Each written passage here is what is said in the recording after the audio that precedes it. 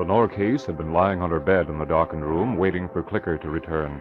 She leaped to her feet as she heard what sounded like many steps going down the stairway. Before she could get to the hall, she heard the outside door open and close. Puzzled, she hurried to the window. What she saw rooted her to the ground. Jellicoe was leading Clicker, Binney, and Moulton toward the woods, a gun in his hands. She ran to the door and sped downstairs.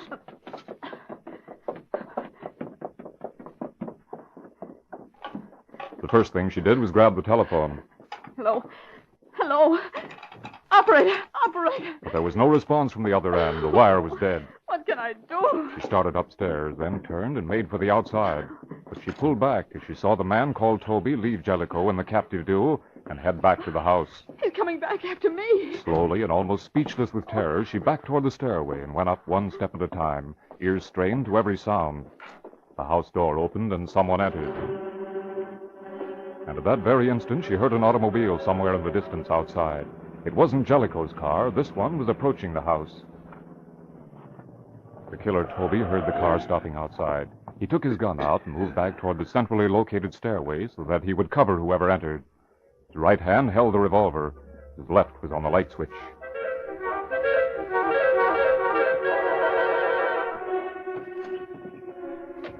Britt Reed was the first one out of the car.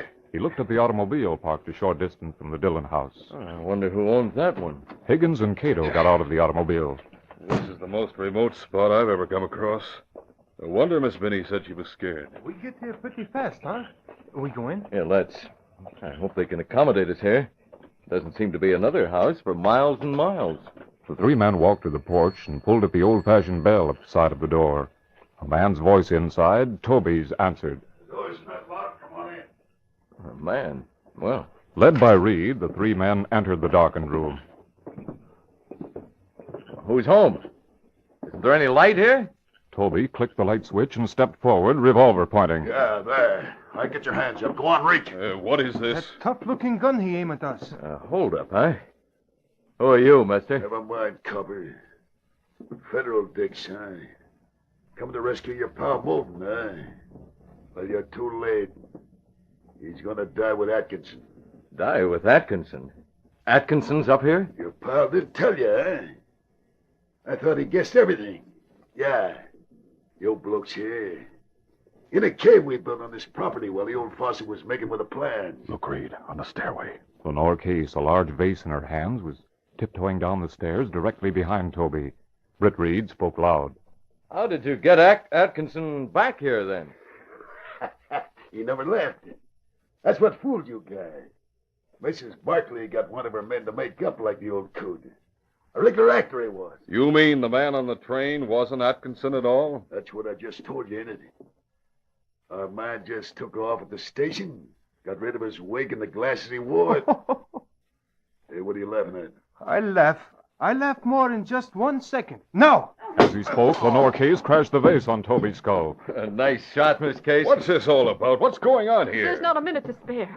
Mr. Jellicoe has Clicker, and they've gone into the woods. Mr. Moulton, too. That must be man he called our partner. Say he be killed with Professor. We've got to revive this man. He must tell us. Oh, I wish I hadn't hit him so hard. Oh, wait, I'll bring him to. Commissioner Higgins, using police first aid methods, revived the semi-conscious Toby. All right, fellas, start talking. If you don't... Don't. I'll tell you. What do you want to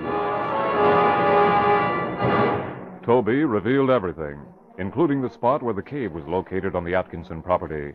When he'd finished, Higgins placed handcuffs on the man and took Reed aside. Reed, have you any of that Green Hornet stuff with you, the gas bombs and the rest? Well, yes. Cato always keeps everything in a secret compartment in the car. Why? We can't wait for federal men to get here. Miss Binney and the professor may be dead by then. We'll tie this fellow up and leave Cato here to look after him. Miss Case can drive to border town. Wait.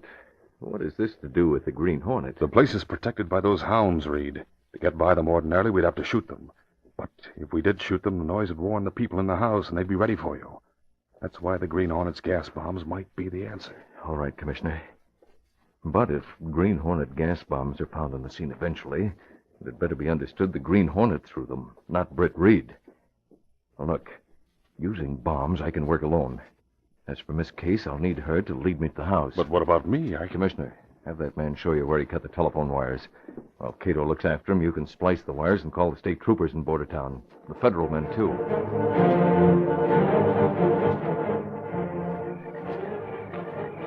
Using flashlights, Miss Case led Reed to the foot of the incline where the Atkinson house was located. I'm afraid, Mr. Reed. The dogs are coming. Keep the light steady. I'll handle this. I hate Look to. out, here they are! And here's a gas bomb. And another. Get back, Miss Case, away from the gas fumes. Come here. Don't be afraid now. They're unconscious. You use that light and get back to Dillon's as soon as you can. The commissioner was getting the wires fixed when we left. The troopers should be there soon. You bring them out here, too. I'll take over now. And I'll put my mask on. The Green Hornet moves in now.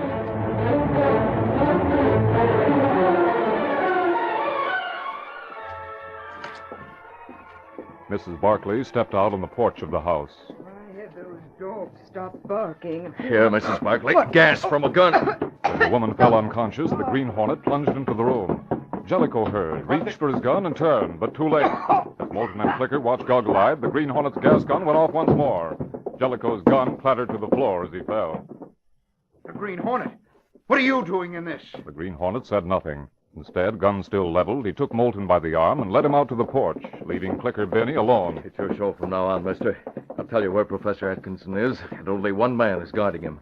Quickly, the Green Hornet whispered the location of the secret cave, which Toby had told him. He'll have help in a little while. Use the gun Jellicoe dropped on the floor in there. And good luck. The Green Hornet leaped from the porch and disappeared in the darkness as Clicker Benny rushed from inside. Hands up, Hornet. I have a gun. Put your hands up. Mr. Moulton. Well, where is he? Gone. But never mind him. Give me that gun. Here. You're going after him? No, he's on our side. I don't know where he came from or what he knows, but I'm grateful. Miss Benny, take Mrs. Barclay's dress and tear enough pieces from it to tie her and Jellicoe up. Oh, gosh. Yes. But here's the envelope with the plans. I took them from Jellicoe's pocket. Thank you, Miss Benny. You haven't fallen down this time. Now, listen, help is coming soon. Stay here. I'm going to the cave, take over the goon looking after Atkinson, and then I'll release the professor. I'll be back soon.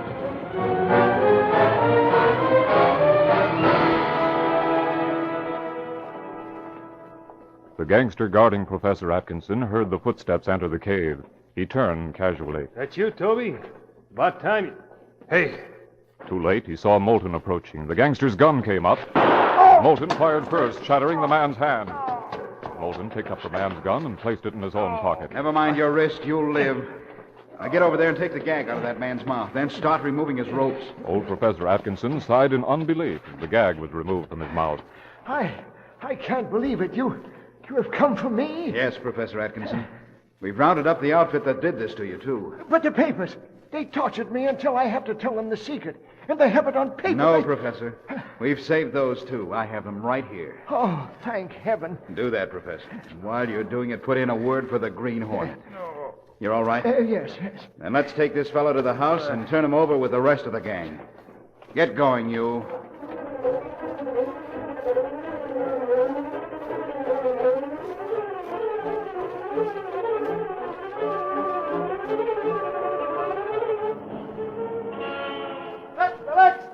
Paper plans recovered, professor saved from death. Read all about it. Spies arrested. Green Hornet help. Set collect Street. Paper.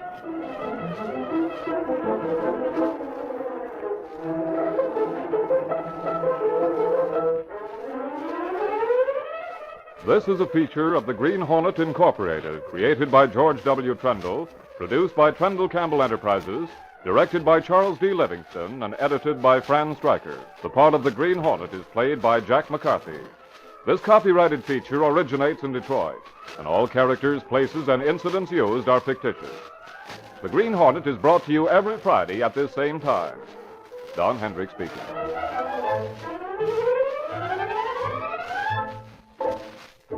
This is ABC, the American Broadcasting Company.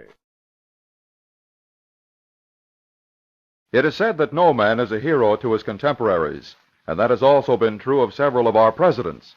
Now, thanks to the program Mr. President, we see many of our chief executives in a clearer light. We understand something of their personal problems. President Grant, for instance, has taken unjustified criticism.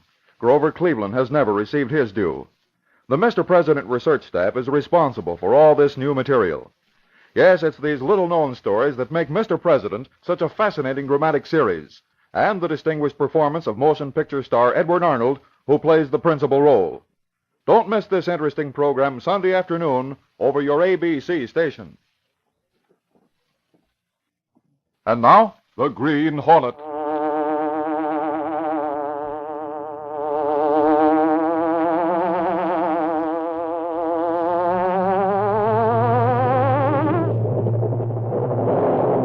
He hunts the biggest of all game, public enemies who try to destroy our America.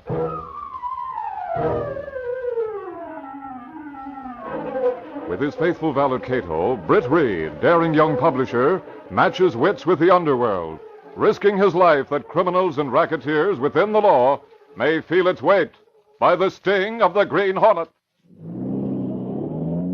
Ride with Britt Reed in the thrilling adventure, The Crossing of Peru. The Green Hornet strikes again.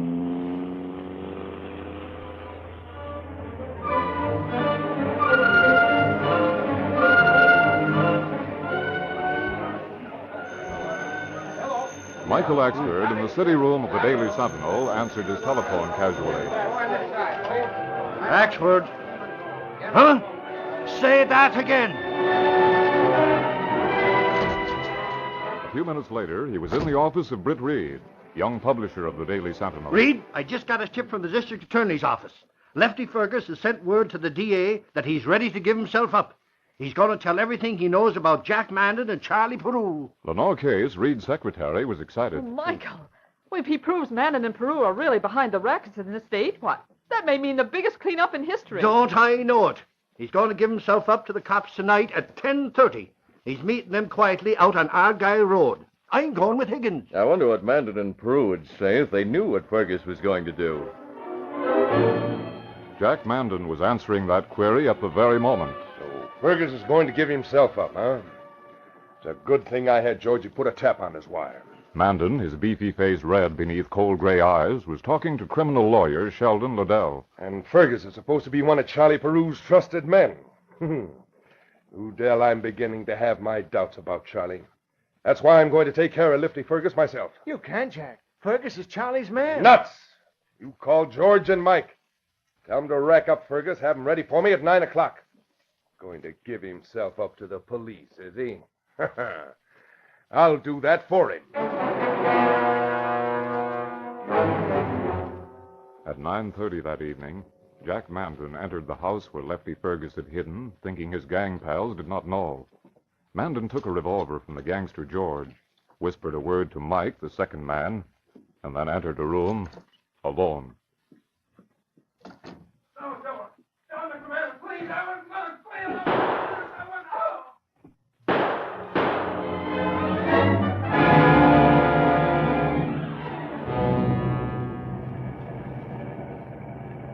At 10 o'clock exactly, the automobile holding Police Commissioner Higgins and 3 detectives came to a stop at Argyle Road on the outskirts of the city. Michael Axford was with them as they stepped from the car to keep their rendezvous with Lefty Fergus. Where's Fergus, men? I thought he'd be waiting here. Glory be. What's the matter, Axford? He's here all right, Commissioner. Look, over there near the bushes. That's his body.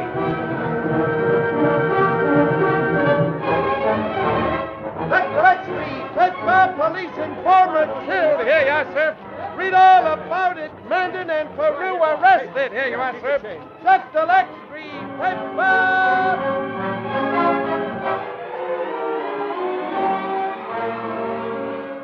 The next afternoon, Michael Axford came directly from the district attorney's office to Britt Reed. Reed, I'm so mad I could spit. Yes, I understand why. We've heard already. They had a free Mandan and Peru, eh? Yeah, the two of them had perfect alibis. They say they didn't know Lefty Fergus. And Mandan puts on his old act. Says he never met Charlie Peru till they were brought together this afternoon. Those two. Isn't there some charge on which they can hold them? No, Casey, or they would have. That shyster Liddell represents both of them. And yet they say they don't know each other. He says the police can't prove it was Fergus who called the DA in the first place. Well, you heard, didn't you, Michael, that both Mandan and Peru are being called to testify before the governor's crime investigating committee? No, I didn't. When did that happen? Well, the bulletin came in a few minutes ago. Well, no. Huh. It's going to be interesting to see how they handle themselves once the senators start questioning them.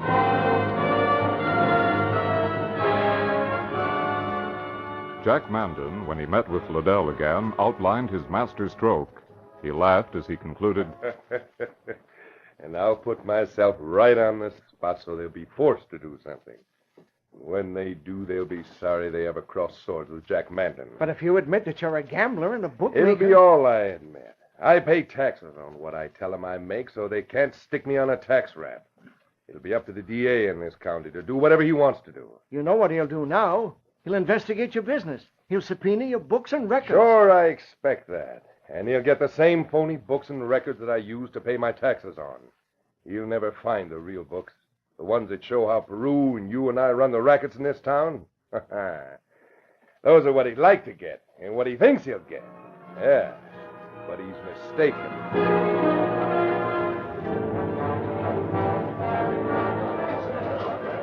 Charles Peru was the first of the reputed gang chiefs to appear before the state's crime investigating committee.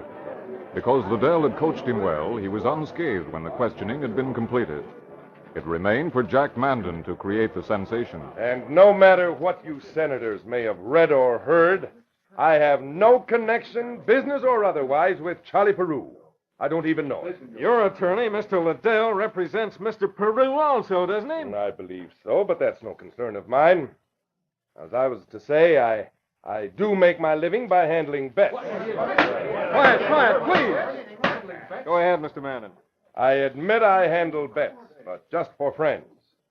Now, these accusations of murder and racketeering are so much hogwash. There's nothing illegal in my business. Some persons may think there is, but I assure you that everything I do...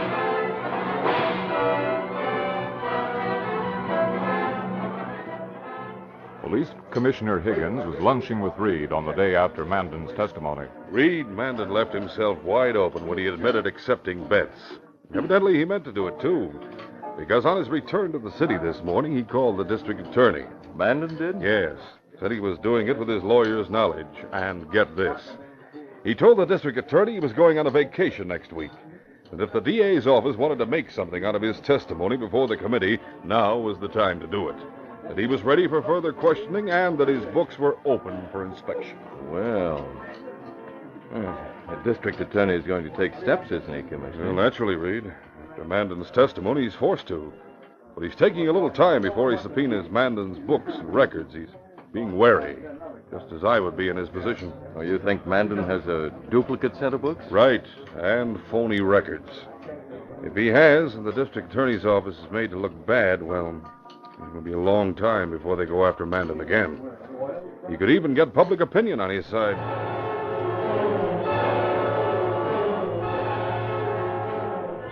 Reed walked back to the nearby police headquarters with Commissioner Higgins. Commissioner, tell me about Charlie Peru, will you?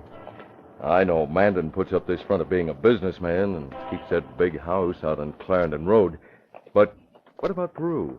I understand he's the opposite. Well, that's true. He looks tough, acts tough, and continues to live in the same tough neighborhood where he was born. He runs a gymnasium, a bowling alley, and a saloon. Enough to account for his known income. Smart, huh? As a rat is smart, yes. But he's dangerous, Reed. Has a hair-trigger temper, and... Well, if Liddell wasn't his lawyer, I think Peru would be in jail by now. Liddell is the bridge between Mandan and Peru, isn't he? Well, that's the way we figure it. But he's not a bridge we can knock down. Because we've tried that and we've... Oh, here we are. Want to come up to my office? No, Commissioner, but I've been thinking. I'll walk into the lobby with you. I want you to say something to me in there. All right, come on, Reed. Inside the lobby, Reed led Higgins to a corner. Now, Commissioner, don't ask me why. Just know I want to speak the truth when I repeat it. Whisper a sentence to me, will you, please?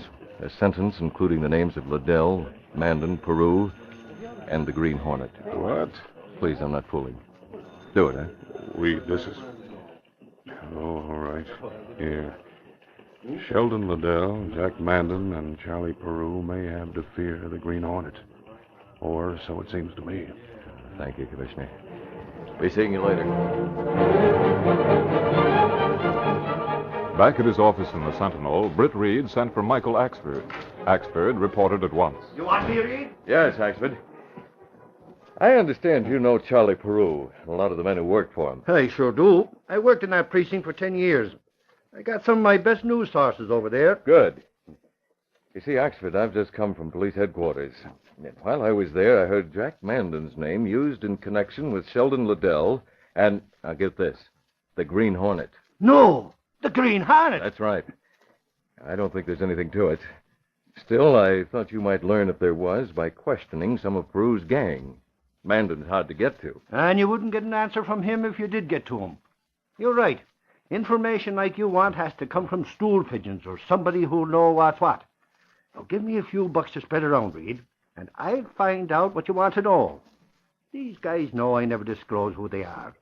They may be Peru's men, but they'll tell me whatever I want to know. They confide in me. Hey, Moosehead, I'd like to ask Axford spent the next few hours in the known hangouts of the underworld informers who had given him information in the past. And as Britt Reed had hoped, these informers made sure that word of Axford's quest for information got back to Charlie Peru. But I heard the cops say Mandan and Liddell and the Green Hornet are mixed up in a big deal. The man who funneled the news to him was Peru's lieutenant, Inky Galena. Charlie, this newspaper guy Axford's all over the district asking our boys about it. There must be something to it. Why must there?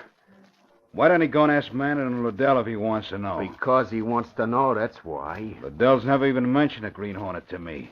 No? And Mandan's my partner. Yeah? Now look, Charlie. From what's been going on lately, I wouldn't bet Liddell is for you. And I'd have broke with Mandan the day he knocked off Lefty Fergus. And if I was you, the way I'd have broke off would have been by bumping Mandan myself. Charlie, I keep telling you, Mandan's no good. So who cares? We take care of our business the way we agreed, and we split the dough the same way. Maybe. What do you mean, maybe? What do you got in your mind? Spit it. The boys, Charlie. Me too. It's this. We think the way things have been going lately, that Mandan and Liddell have been giving you the well-known scupping. Wait, you... Hey, let go of me, Charlie. You're hurting me. Hey. Gee, my throat, that hurt. I'm only telling you this because it's good for you to know what the boys think, Charlie. First, they didn't like Mandan bumping off Lefty. Lefty Fergus was a squealer. Yeah, but he was our boy. We should be allowed to bump off our own boys, not Mandan. Then another thing. The boys don't get this play of Mandan's. Saying things so the cops can grab his books. I told you the books are phony. Maybe they are. But maybe they got something in them that wouldn't do you no good.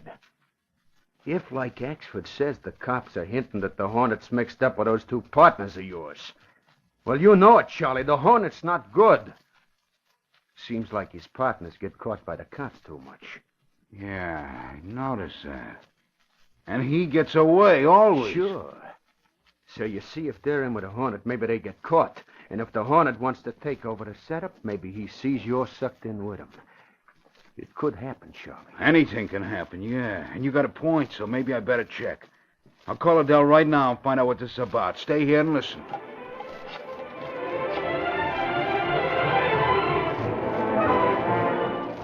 Five minutes later, Charlie Peru finished his heated talk with Sheldon Liddell. All right, mouthpiece, goodbye.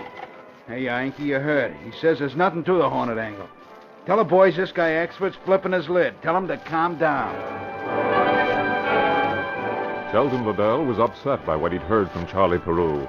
There was no basis for the rumor as far as he knew, and a series of telephone calls, including one to Jack Mandan, left him no wiser than he'd been. And yet Charlie Peru's not the kind to go in for subtleties. Fellow Axford is trying to...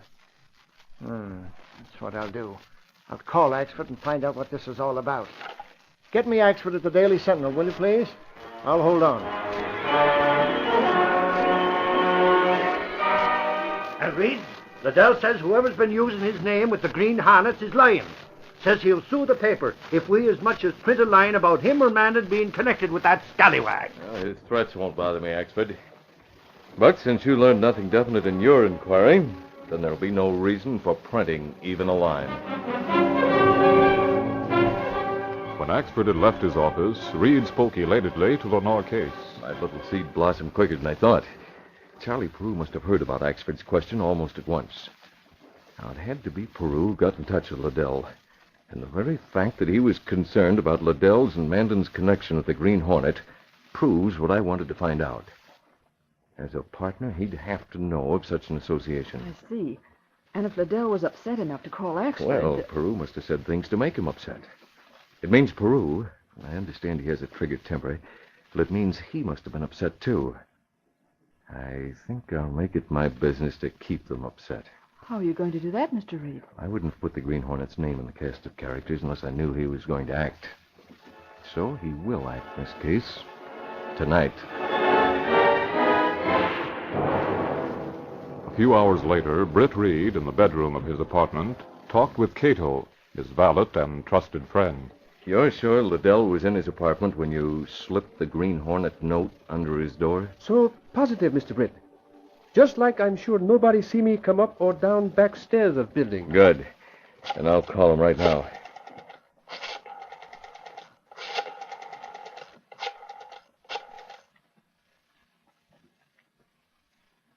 Mr. Liddell, please. Oh, it is? You got my note this evening? That's right. I assure you it was authentic. Yeah, I'll tell you gladly. I'm concerned about what the police are going to do. I'm getting tired of Jack Mandan's way of handling things, and Oh, now, don't pretend you're not aware of what I'm talking about. Unless he's been holding out on you and... Look, just make sure you do what I said in my note. Be at Mandan's home on Clarendon Road at 11 o'clock. You heard me. And don't you or he try any tricks, or the police will know more than they do now. That's all. Whew. That's telling him all right. He'll be there, too. And so will Jack Mandan. I'll bet on that. Cato, more and more I feel my hunch is working out. Well, I got mask, gas guns, and special key here. Also letter you going to drop on the floor. We go to building where Charlie Peru make headquarters now? I think we'd better take a few gas bombs, too, Cato. More than a few, perhaps. If he's surrounded by any of his gangsters, gas bombs will be much faster than mere guns. Me get them. Or sharp wits. Here you are, Mr. Britt. You take half, I take half. Thank you. Thank goodness they're small enough to fit in these coat pockets. You know where Peru's headquarters are located, don't you? Yes, sir. Then let's go.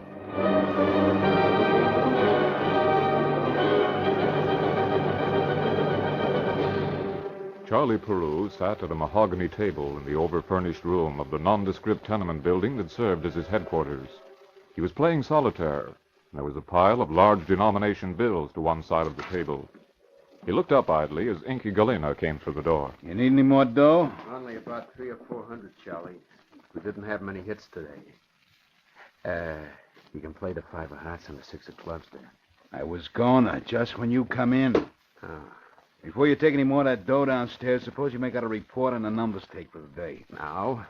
Yeah, now. Why do you think I told you? Well, I thought maybe I'd do that after I gave those collectors the payoff, though. How many are down there? Just 2 of them. 2 of them and Eddie Jackson. Where's Yatso and Biggie? They're over at the Gricks having coffee, Ann.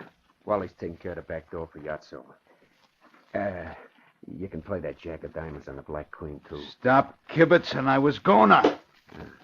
Now sit down and get the report started, huh? And check on how much dough we got left in that pile, too.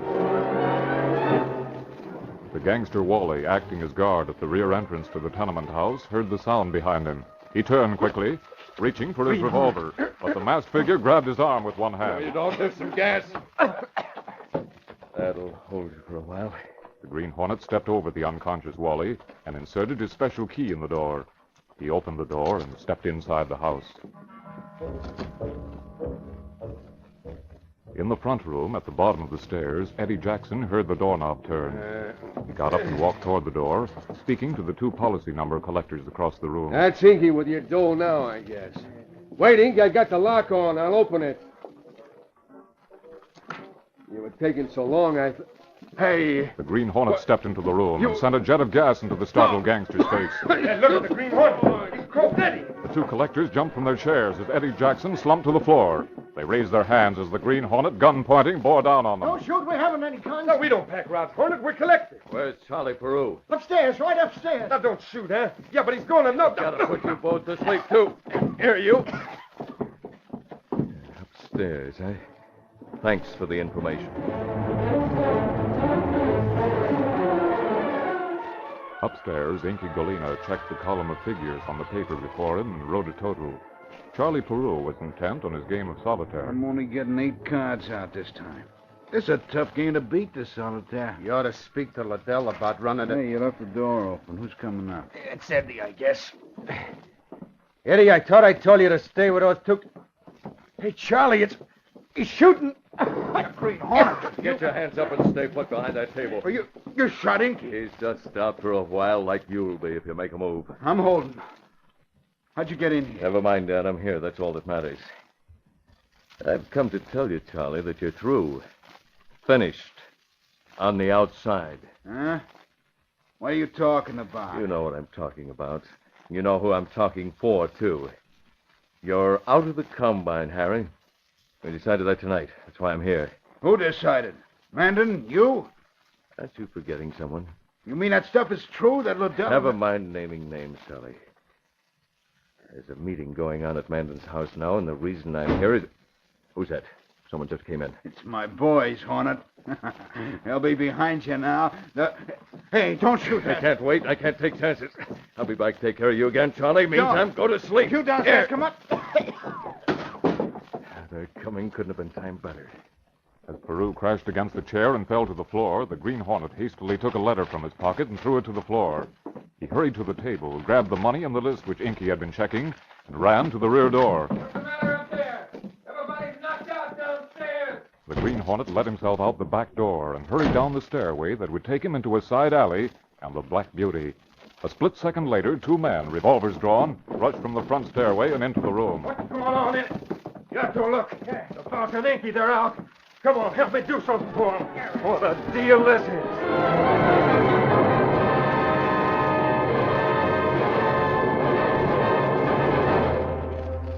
Cato, whoever it was that came in, made my job quicker than I'd hoped.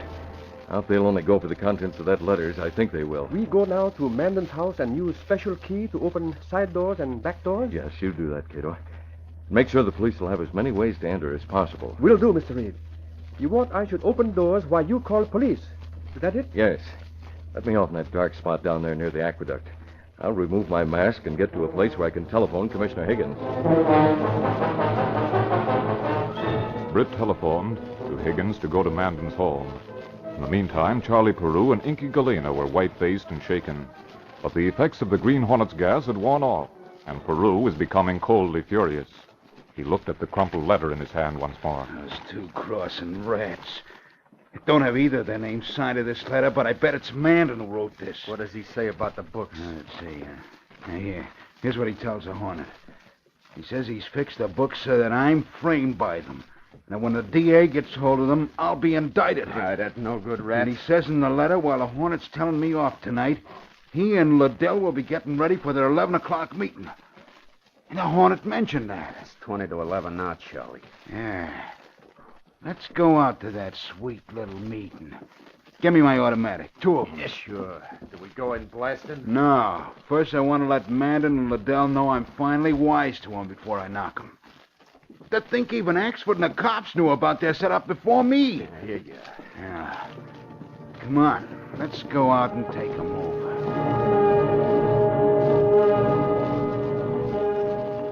At 5 minutes after 11, Charlie Peru and Inky Galena, flanked by 4 of their gang, walked up the steps to the front entrance of Jack Mandan's home. Hey, look. There's a light on in that front room over there. That's where they are, I guess. Yeah, I think we better jimmy this door. Great. The lock's off. Come on in, boys. Let's surprise these big brains in here. And at that same moment, acting on the information telephoned to him by Britt Reed, Commissioner Higgins was in the van of a small squad of detectives who eased themselves into the darkened room next to the one where Mandan and Liddell were in conversation. Michael Axford was with the police. All right, easy now, men. Be prepared. Quiet. Seems to be someone else coming into that room. Someone, you say? It sounds like a whole army. Charlie Peru's entrance with his mobsters was the last thing Jack Mandan and Sheldon Liddell had expected. Charlie, what are you doing here? We expected the Green Hornet. Yeah, didn't you? You thought he'd have me out of the picture by now, huh? Like you told him in the letter you wrote to him. What are you talking about, Charlie? What letter? Don't play dumb. This one. Want to see it again? Liddell was flabbergasted by the bogus letter the Green Hornet had dropped for Charlie Peru to find. Both he and Mandan denied knowledge of it. Why, Charlie, this is some sort of a joke. I've never met the Hornet or even seen him. Maybe Liddell saw him for you. No. You never see me much either. You sent word to me about killing Lefty Fergus after you did the job. Lefty was my man. I had to do it, Charlie. He was going to squeal to the police. I had to kill him. I've told you that, Charlie. This letter is a fake. It's a trick of the Green Hornet. It wasn't a trick when he used that gas on me. Yeah, me too. He guessed me and the other guys, too. I'll do the talking, Inky. Mandan and Liddell, you're lying. The cops know about you and the Hornet. And what's this about you framing me in those books you're going to give the DA? That's an outright lie, Charlie. Charlie, I tell you, the books I'll give to the DA don't mention you at all. They're phony. I've got them right in the safe over there. Yeah, and what about the real books, the ones the DA would like to get? Showing the dough we do take in and where we get it from. He could hang us on that. Maybe you're giving him those and phoning them up so I get fingered for running everything. You guys are giving me the works. We're not, Charlie. You can see the real books if you want to. They're here, aren't they, Jack? Well, yes, certainly. And they're in that compartment behind the picture over there. I'll get them for you. Don't bother, man. Hey, Don't what? do that. All right, reach all of you. They're inside. Charlie, it's a frame. You had the cops in there listening. Why, you... Enough of that, Peru. All right, men, put the cuffs on all of them. You can't do this. After all we heard, don't be foolish. Besides, we have a warrant just to be on the safe side. We'll take your real books and your fake books. Liddell, don't you let them. Listen to who's talking. A murderer. A self-confessed murderer. You heard me. We heard everything, Mandan. And now we'll take you on your first step toward the electric chair. All right, come along, Peru. You too, Liddell. No. Call for a patrol wagon.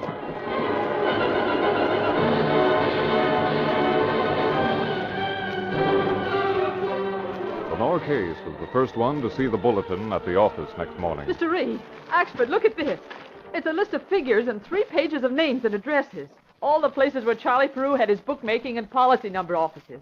And it says here that the Green Hornet sent them to the police. What are the figures? Well, I'm not sure. They're money figures, I take it.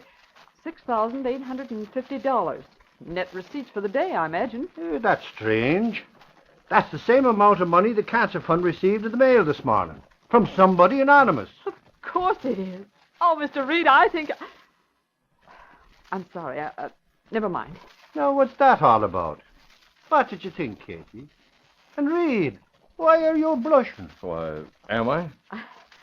I was going to say, I think whoever sent that money is wonderful. I'd say the same thing, only I can't. Because you know why?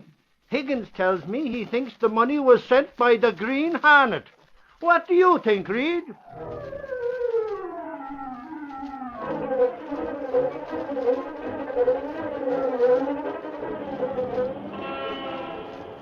That Select Street, Fed Farm, Mandan, Peru, Empire, crashes, books reveal tie-up. Read all about it. Mandan confesses murder, Green Hornet aids police. That Select Street, Fed Farm.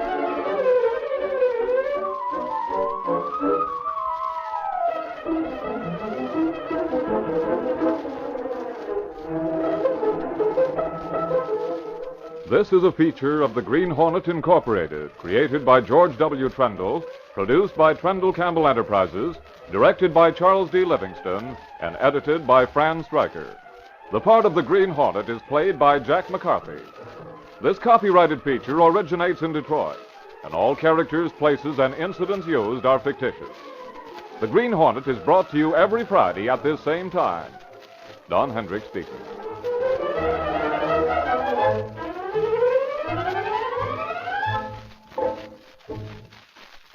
This is ABC, the American Broadcasting Company.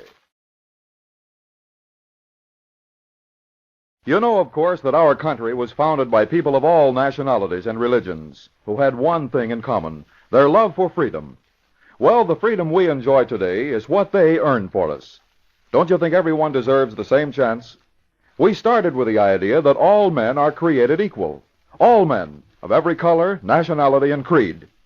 We know that people are not bad or good because of their color or nationality or religion. What can you do? Learn to accept people on their individual worth in school and at play. By so doing, we show to the world that we're really a nation united, the United States of America. And now, the Green Hornet.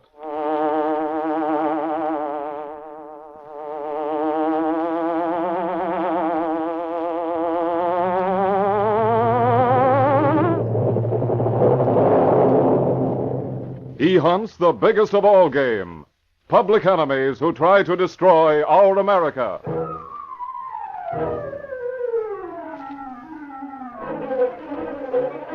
With his faithful valet Cato, Britt Reed, daring young publisher, matches wits with the underworld, risking his life that criminals and racketeers within the law may feel its weight by the sting of the Green Hornet.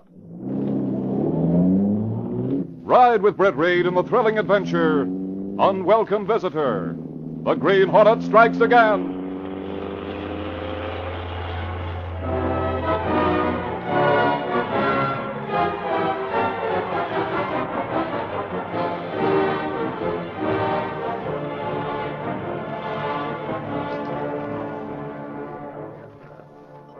Britt Reed, young publisher of the Daily Sentinel, was having lunch with Police Commissioner Higgins at the City Club.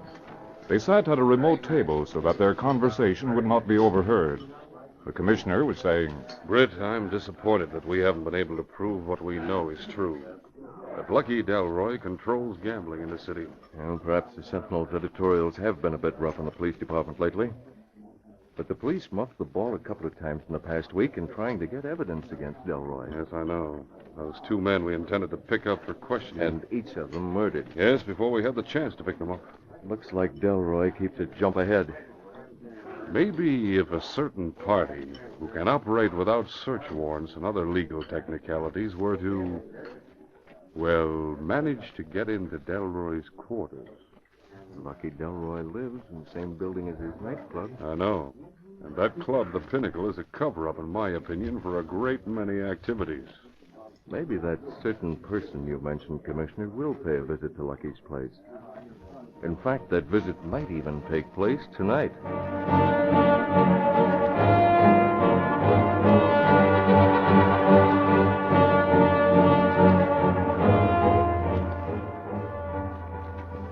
That night, a long, sleek black car purred through the back streets of the city toward the outskirts.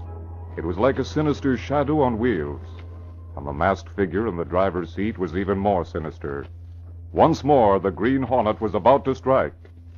It was after 3 a.m., and the passage of the notorious Black Beauty was unnoticed by the few who were still on the streets. Britt Reed, whose identity as the Green Hornet was known only to his secretary, Lenore Case, to his trusted valet, Cato, and to Commissioner Higgins, spoke to the other masked figure on the seat beside him. We'll soon be at the Pinnacle Club, Cato. Why we go to club, Mr. Britt? Lucky Delroy has his apartment there. The police suspect him of heading the gambling rackets in the city. They've searched his office without turning up any evidence. Oh. So Green Hornet tried to find evidence in Delroy's apartment? Yes.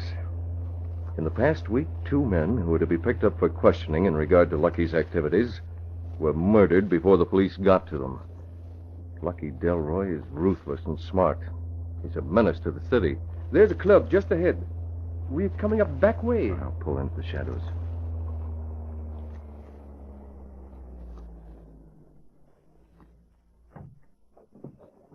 You better come along, Cato. Yes, sir.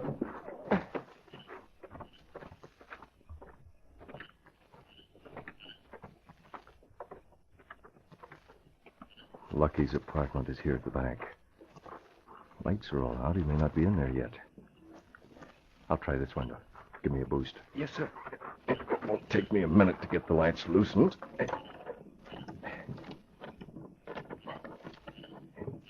There. That did it. I'll slide the window up and go in. Then I'll give you a hand.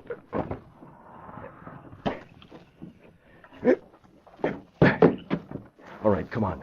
This is his living room. I'm ready. Easy. I'll flash the light around. Here's the light. Come on. There's a desk over there.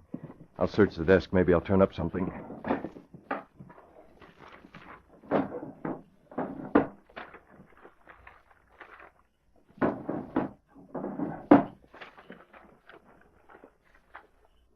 There's nothing there. I'll have to look... Wait. Someone come. Uh-oh. I'll leave a Hornet seal. It may start something. There. Come on, hurry. Get through. Hurry. Hey, wait. You there. Run, Cato, to the car. Run. I'll get you, you dirty...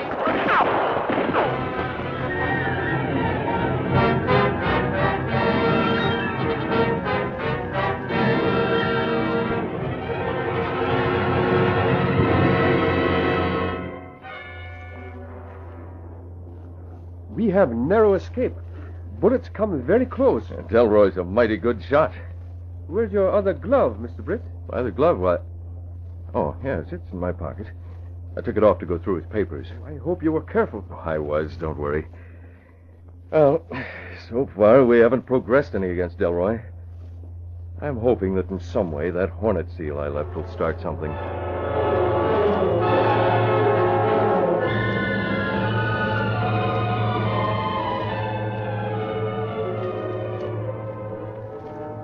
Early the following afternoon, Mike Axford, reporter on the Daily Sentinel, entered Britt Reed's office. Hi, Reed.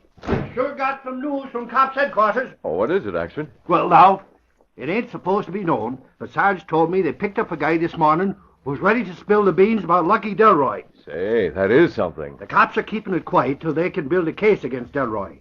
They've taken the guy, a fella named Miller, to a small hotel to hide him out.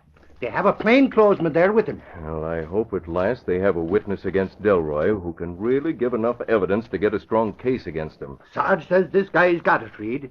He'd be a surprise witness. Well, look, Axford, you better go back to police headquarters and stay around a while. Find out all you can, and as soon as you get anything that's not off the record, call in. Maybe the Sentinel will get a scoop out of it. Okay, Reed. I'll go back to headquarters. I'll be seeing you later. So long.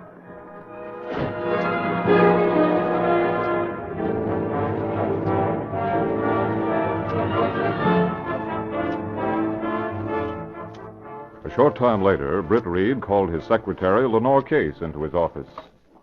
Yes, Mr. Reed? Come in a moment, Miss Case. Yes, sir, right away. Well, this ought to be strong enough to keep the police on their toes. What is it, Mr. Reed? Take this editorial down to Gunnigan. Tell them to put it in the next edition. Yes, sir. Say, this is certainly a strong editorial against Lucky Delroy. That's the way I want it to be. I think things are going to break against him before long, but the information I have is off the record.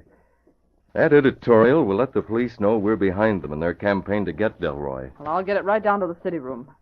I hope they do get something on Delroy. He's behind so many crimes in this city that... Well, at least that's my opinion. Mine, too. We better get that down right now. All right, Mr. Reed.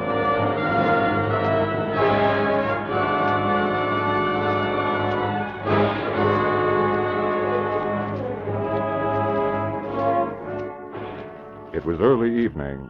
Axford, deciding to go home, had stopped at the desk at police headquarters to talk to Sergeant Burke when Inspector Evans passed them on the way out. Sergeant, I'm going over to see if I can get anything more from that witness Miller at the hotel. I'll be back in about an hour. Okay, Inspector. Say, Inspector. Yes, what is it, Axford? How about letting me come along? I'm keeping everything off the record, you know. All right.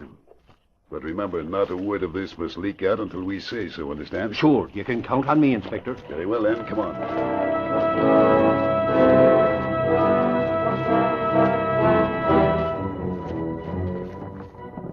Arriving at the hotel, the inspector, accompanied by a policeman and Mike Axford, went directly to the room where the witness was being held. Tap on the door, Cassidy. 3 raps in 2. That's the signal we arranged with Clancy. Yes, sir. You'd better relieve Clancy so he can get some dinner, huh? Yes, sir. It's funny he didn't come to unlock the door. Let's see. See, the door's unlocked. Come on. Hey, Inspector. Nobody's in here. Well, that's strange. Maybe Clancy took Miller out to eat. No. The orders were that he was to eat in the room. Clancy knew that. Open that closet door and see if Miller's coat and hat are in there. Yes, sir. Yes, sir, they're still... Holy mackerel, Inspector, look here. What's the matter? We better look. Suffering snakes. It's Clancy, bound and gagged. Look, he's wounded. His arm's bleeding. We'll take the gag off.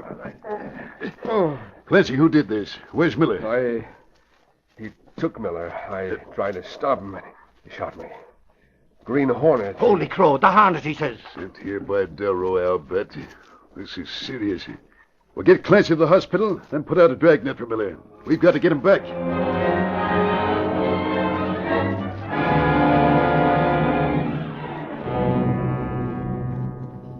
Britt Reed was signing some letters in his office just before leaving for home. Well, there you are, Miss Case. I guess that's all of them for tonight. Yes, sir. I'll get them out before I leave. Good. Oh, I'll get it, Mr. Reed. Hello, Mr. Reed's office? Casey, let me talk to Reed. Oh, just a moment, Axford. Hello, Axford. What's up? Plenty, Reed. You know that witness I told you about, Miller? That the cops were hiding in a hotel? Oh, what about him? He's gone. Gone? Gone where? That's what the cops would like to know. He was taken away by the Green Hornet. By the Green Hornet. What makes him think that? The cop who was guarding Miller says it was the Hornet. Oh, I see. What does Miller, the witness, look like? He's a short guy, about 140 pounds, thin face, black hair. He was dressed in a gray suit. May we print the story? Sure. I already phoned rewrite. No use keeping things off the record now, says Inspector Evans. Well, let me know if the police find Miller. I'll be at home, Axford. Okay, Reed. I'll get in touch with you later. Evans is fuming. He's out to find Miller and to get the Hornet in the bargain. I can't imagine. So long, Reed. I'll call you. Goodbye, Axford. Well, what's happened, Mr. Reed? Axford says the Green Hornet took away a witness the police were holding against Delroy. They were hiding him in a small hotel. Well, we know that isn't true. You've been here in your office all afternoon. We know it wasn't the Green Hornet, Miss Case. But Lucky Delroy wants the police to think the Green Hornet is tied in with the gambling rackets. He had someone pose as the Hornet. Well, what are you going to do, Mr. Reed? I know you won't let him get away with that. No, I won't. Delroy is smart, but I'll show him up one way or another.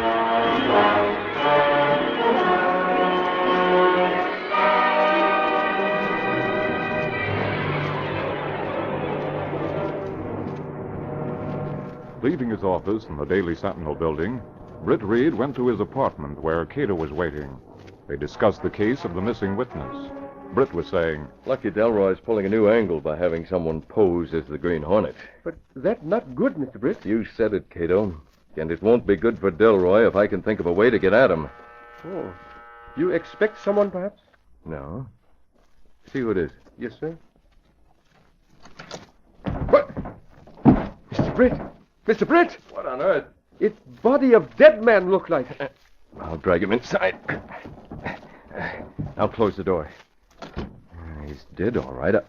Cato, I know who this man is. Who is he? Miller, the missing witness. I'm sure of it. What? Turn him on his back. Mr. Britt, look. What? On his forehead, the seal of a Green Hornet. Great Scott. Delroy left the body here because of the editorial in the Sentinel today.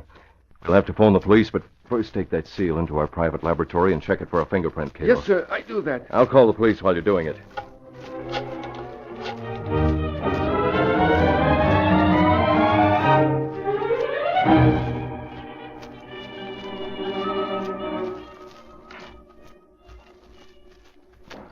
Police not get here yet? No, but they'll be here shortly, I'm sure. Better you not say anything about seal on forehead, Mr. Britt. Why not? The police already think Miller was taken by the Hornet. And somehow I'll prove the Hornet really didn't kill him. But if police want to look at seal, that's not good. What do you mean? I find fingerprint on Green Hornet seal. It's your fingerprint, the print of Britt Reed. upon hearing Cato's announcement that the fingerprint he had found on the seal, which had been placed on the forehead of the dead witness, was his own, Britt Reed stood for a moment in silence. Then he spoke. Cato, that can mean only one thing. Yes. It mean it seal you leave at Lucky Delroy's place. I remember you take off glove. It big mistake you make. I made a slip, all right. And by putting that same seal on Miller, leaving his body at my door, Delroy is telling me that he knows Britt Reed is the Green Hornet. What you do, Mr. Britt? Well, I'll wait until the police come here and remove Miller's body. Then I'll decide what to do, Cato. Frankly, right now, Britt Reed is definitely on the spot. Oh, there they are now. Let them in, Cato. Yes, sir. We not mention seal. Reed, how did it happen? Oh, easy, Mac. I'll ask the question. Say, that's Miller, all right. Dead as a doornail, too. Been shot in the back. Good evening, Inspector.